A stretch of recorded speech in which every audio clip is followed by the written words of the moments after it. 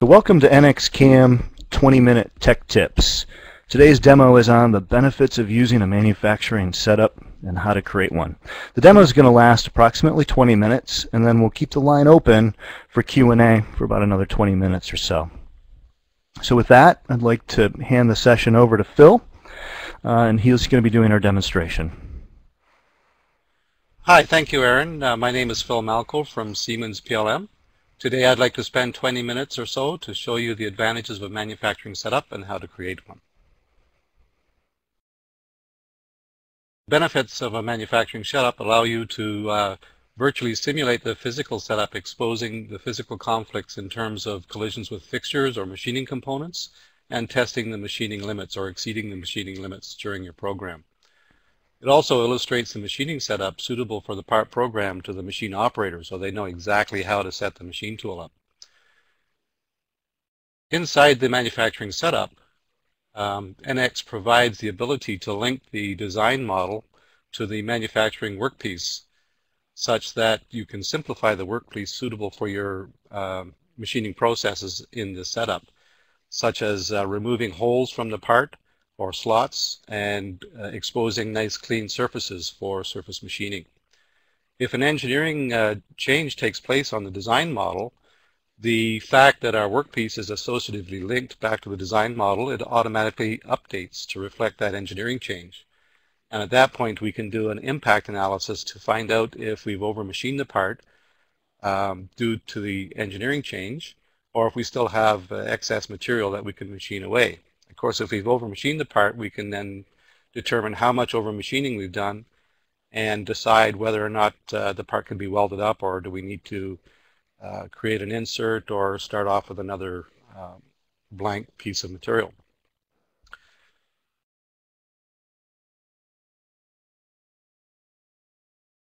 The level of detail for your setup is determined by the programmer and can be as simple as just a part model or as complex as needed.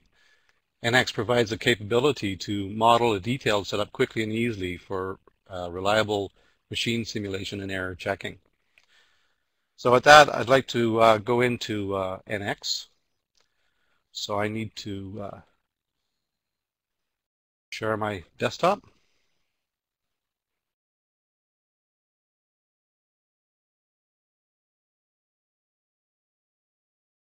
All right. Can everybody see my desktop? Aaron, can you confirm for me, please? Yes, I can see it, no problem. Good, thank you. So let's open up a simple part we'll start off with. And just a quick overview of some of the capabilities in NXCAM. We have tools that we can go in and measure, say, the length of our model to get an understanding of the size of it. Or I can figure out what the height is, or in my case I'm really interested in what the width is because I want to use a vise to actually hold the part. So I'm working with a 135 millimeter wide part, and speaking of the vise, let's go to our NXCAM reuse library, and in here I have a series of hardware for setups. So you can see I have angle plates and parallels and tooling balls and all kinds of equipment here to aid my setup. So let's take the C-clamp as an example here. I'll just drag that into my environment. And you'll see that there's a reusable dialog that comes up that allows me to select from predetermined sizes. So I can select a larger clamp or maybe a deeper large clamp.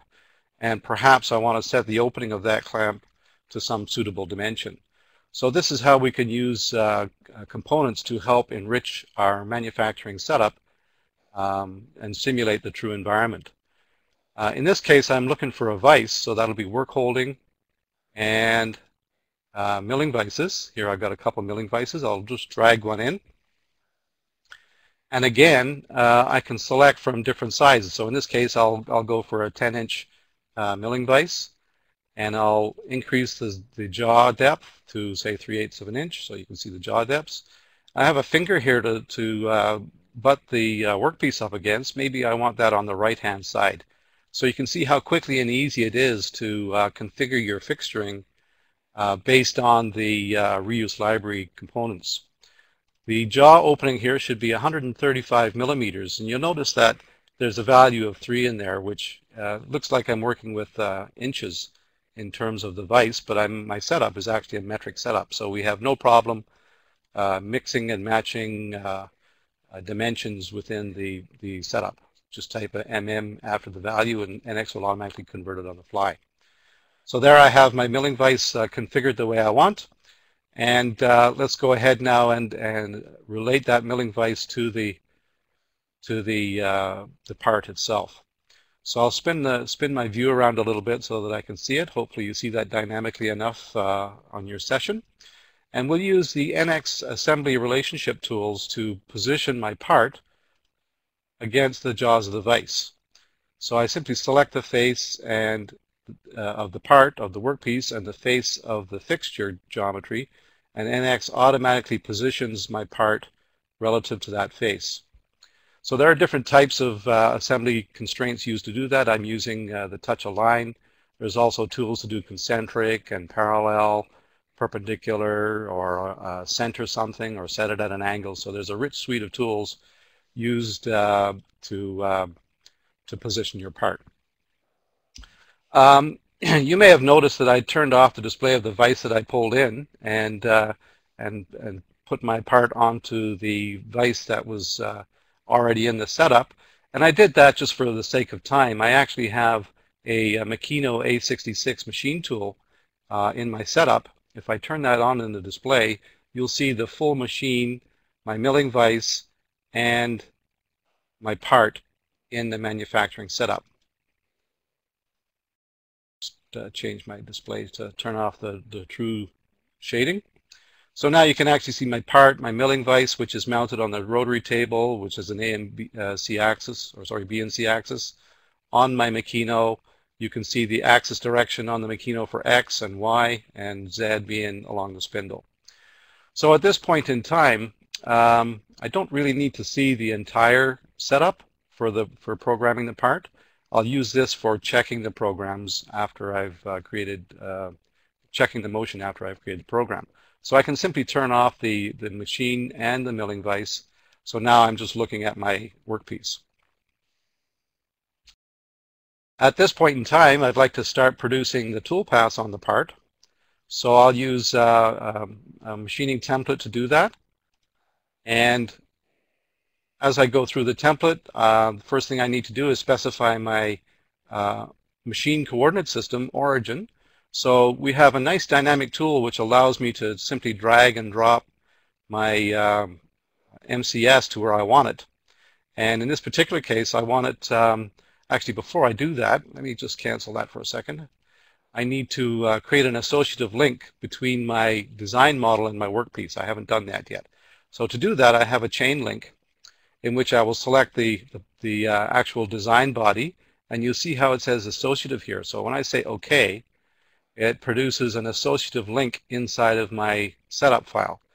What that means is that I can go in and I can actually simplify my part. So I'll use the synchronous modeling technology to say remove some faces. I square up my view by pressing F8 on the keyboard, which orients my view to the nearest orthogonal face. So if I say delete on that, they disappear. And at the same time, I can remove holes. And I have it set to 50 millimeter size. So if I do Control A on the keyboard, it selects all the holes that are less than or equal to 50. And when I say OK, they'll disappear. You'll notice that you'll see some line geometry still up on the screen here. That's because I'm still displaying the design part. If I turn that off, then I have nice clean faces for my machining. In fact, if I go to the wireframe view and turn the engineering or design part back on, you can see the geometry still exists in the design part. But it doesn't exist in my workpiece. So looking at the part navigator, you'll see the link that I created, and then these are the two synchronous modeling features that I use to simplify my workpiece.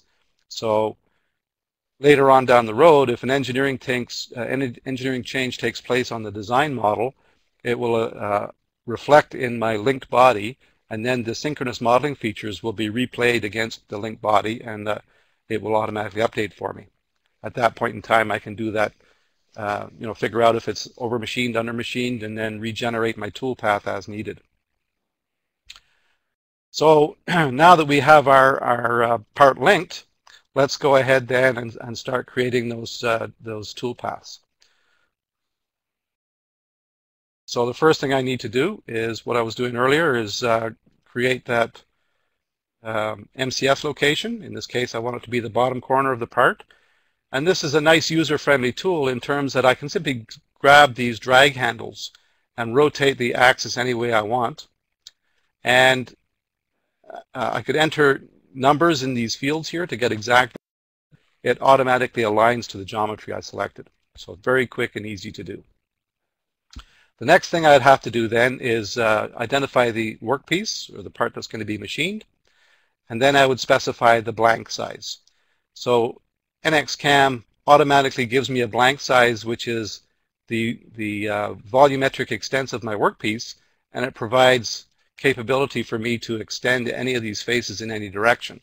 I could also put in specific values, or I could select from another piece of geometry if I had a casting, or I could use a faceted model. Sometimes customers get pre-machined parts that they're going to do continuous machining on.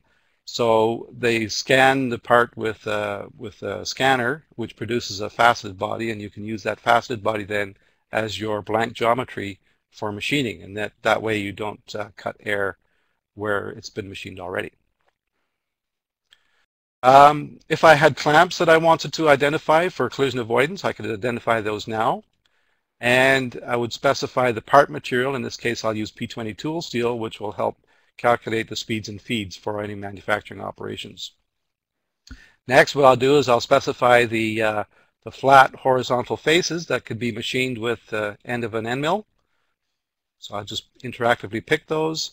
When I'm picking these, I could also use color selection or attributes. If I had attributes on those surfaces, I could automatically pick those through the attributes. Next step would be to identify any 3D faces that would be finished with a ball mill. Again, I'm going to press the F8 key on the keyboard, and that snaps my view to the nearest orthogonal orientation. So it makes it easy for me to pick my geometry. At this point, I could either generate my program, or if I want to do some sort of pencil tracing operations, I could identify the islands. In this case, we'll do pencil tracing around all of these fillets in those two islands here. So I'll just select those. And I'm selecting using a lasso type of selection option. By default, I think NX has a rectangular selection tool. The nice thing about the lasso is that I can quickly or easily navigate around geometry to identify exactly the geometry I want, whereas a rectangle just takes an area. So at this point in time, I'll hit the Generate Toolpath button, and it will compute the toolpaths along the geometry that I've created. Now these manufacturing templates are typically set up by a more experienced or expert user within your organization, and then a casual or new user of NXCam would use these templates or reuse these templates to quickly machine the less difficult parts, freeing up the expert user to create templates for more complex parts or work on more complex parts, whichever is required. So if I go to view the results of the template that I ran, so it's created the MCS, it's created my workpiece, and under my workpiece is all the machining operations that were created. At this point, I can go and have a look at the results of this machining. So I'll display just the current level so that I can clearly see exactly what's happening at each level, and I can pause at each level. This allows me to then to step forward level by level and see the results of that toolpath. At any point in time, I can click on any of these toolpath segments and look at my tool relative to my workpiece. In fact, NX provides me with the ability to create a section view of my workpiece, and I can snap to the origin of my tool and use the orientation tool to rotate my view to see what sort of clearances I have around my tool at any given orientation. very valuable in terms of understanding exactly what's going on around the tool at any point in time. Also, we have a dynamic verification tool which allows me to see the material being removed as the tool path is replayed. Helps me understand how the part is being machined.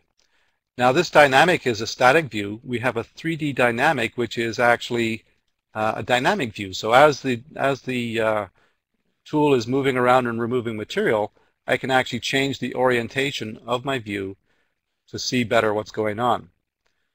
I can also use that section tool while this is taking place as well. So I can section my part and have a look at what's going on dynamically as it's running that toolpath simulation. Let me stop that at this point in time. And what I'm going to do is I'm going to suspend the animation, and I'm going to drive the toolpath to the end of the part. So let NXCam analyze the results of the machining operations so that I can see the state of my in-process workpiece at the end of all my machining. As it's doing that, you can see the current operation that it's processing. And these are all the operations that were in the machining templates that were set up.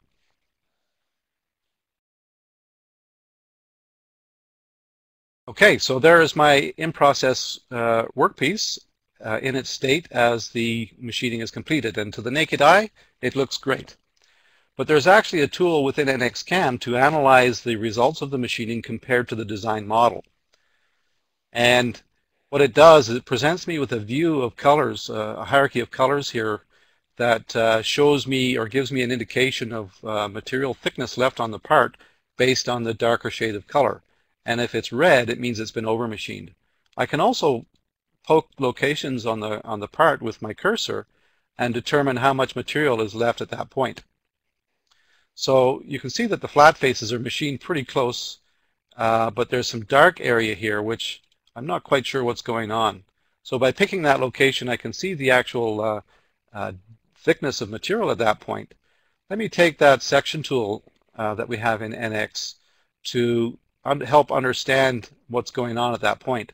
With this section tool, I can navigate such that the cross-section is showing me the area that I'm interested in. And this curve that you see at the bottom here, let me zoom in a little closer, this is the actual design model edge. And this edge is the results of the IPW. So I'm starting to get an understanding of what's going on. It looks like the ball nose cutter that was used to cut this area is a bigger radius than the actual part geometry. While I'm here, let me show you some other tools in the section environment here. If I change the orientation so that I'm sectioning this way, if your part is really big and you want to take a closer look, but sometimes it's obscured by the other geometry within the part, instead of using one plane, I can use two parallel planes. So I can click on the other plane and then do a double section of my part, and now I can see that area of geometry that I'm just interested in. So it really helps me visualize and understand what's going on with my part. You can also set a box, which would be 4 planes, but in this at this point in time, I don't need to go into that. So I'll say OK to this and OK to that, and we'll turn off my section view. And what's going on here is I have this flow cut operation, which is being the tool selection was based on the size of these radiuses here. So that's a 3mm radius, and I'm using the geometric properties tool, which actually you can pull down from analysis and use the geometric properties. And you can customize your menu so that it's just a pop-up on your menu system, and that's what I've done. And the geometric properties then allows me then to dynamically move my cursor over geometry, and up in the window here it tells me what I'm actually looking at. So this says -3mm, so that's a 3mm radius in that corner. I'd use a 6mm ball, and over here that's a 2mm radius, so I need a 4mm ball to machine that. So the way I'll fix this is I'll copy this machining operation. So in NXCam I can say copy and paste. So that pastes, that gives me a duplication of this entire machining operation with all the details. Then I can go in and modify this specific machining operation. In this case, I can go and select a new tool. So let's go and look for tools within the NXCAM tooling library. This is the out-of-box tooling library. So every installation of NXCAM would have this, and you can add your own custom tools to this library as well. So I'm looking for 4 millimeters, and it shows me a 4 millimeter ball end mill in the library. I also have one in my setup, so I'm going to pick the ball end mill in my setup, and if I was to actually pick a point on the geometry, I can see what this tool looks like relative to my part geometry. So if I just pick on any piece of geometry, it will snap to the nearest point on the geometry. And of course, again, at this point in time, I could go in and I could say, let's take a section view, and this numeric dialog appears. Sometimes it's in your way. If you press the F3 button, it will disappear, and then it's not in your way anymore. And I'm rolling my mouse button to zoom in. I can pick on the center point of the tool and press F8 to make my view orthogonal, and I get a real clear view that that tool is now going to fit in that radius. So that's perfect. So we've got the tool. What we need to do now is specify just to machine that geometry that was under machine. So I'm going to specify the geometry as the workpiece, which is the entire part, and then I can specify the specific cut area that I want this tool path to operate on. So I'll pick on these 2 fillets and say OK and generate. So we've generated a tool path on those 2 fillets. Now NXCAM is a great tool for single part machining because you can generate tool paths very quickly, but it's also a great tool for high production parts, producing thousands and thousands, because we have the ability to microcontrol any of the motion of the tool. For instance, when the tool moves from this, cutting this fillet here, it moves up and over and then down to this fillet to start machining. And we call this between regions. This would be region 1 and region 2. So we can look at the rapid motion here, and between regions we can say traverse. Right now it's going up to the clearance plane, so we'll say at the lowest safe Z, or in Canada we say Z. And I can specify the radius relative to, or sorry, the distance relative to the tool size or a specific value. So I'll just leave it as 50% of the tool size. And also, as it's moving, I want to support high-speed machining, so I'm going to turn on the smoothing, and again I can say we'll use a smoothing radius of 50% of the tool size. If I say OK to that and generate, you'll see the results of that change. So now the tool is actually lifting just a little bit above the part and moving over to the other area and machining the second area. And as it lifts over, it's looking at the in-process workpiece to make sure that it's not colliding with anything. So now we've fixed that area, and if I look at the analysis of the part itself, you'll see that there's, I'm looking at draft analysis, and there's these walls have a bit of taper on them, both of them in the pocket here. So what I'd like to do is I'd like to use a 5-axis swarf cut type motion to machine that.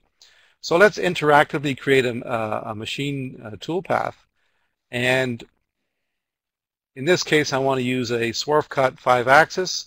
I'm going to use a long series 6mm ball cutter, and I want to machine the workpiece, and I'm going to use a finishing method which sets up my tolerances and speeds and feeds for me.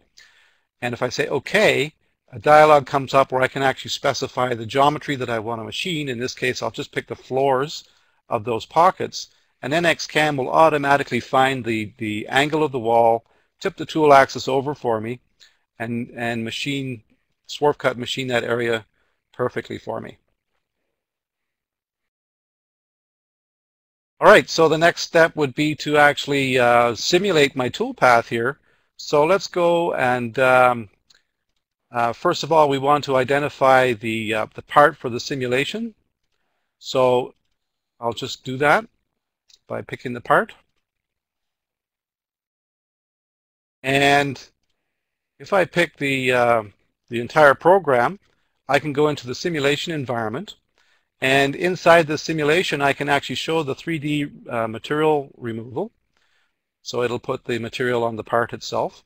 And I'm going to tell the simulation to actually simulate machine code. So it's actually going to post-process the generic motion to machine-specific code and display it up in this window here where it says NC Program. While I'm doing the simulation, I want to see the milling vise, and I want to see the body of the milling machine as well, just to see. I want to make sure everything is working as it should. So I can go ahead then and start the simulation. We can see the posted output being displayed in the NC Program area, and we see the motion of the machine tool, and we see the material being removed at the same time. These particular machining operations are simple 2.5 axis machining, so the B and C axis are stable. Let's stop it at this point. And what I'm going to do is I'm just going to select the last 2 machining operations in my program, and let's do a simulation on that.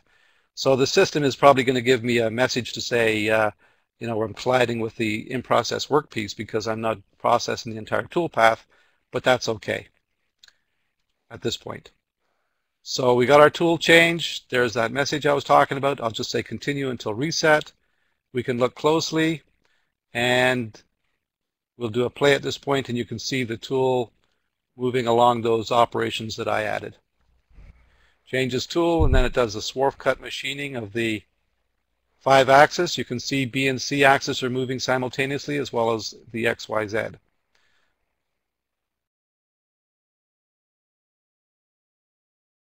So there's the other pocket that it's doing. Let's just speed that up a little bit. So full 5-axis simulation on my output.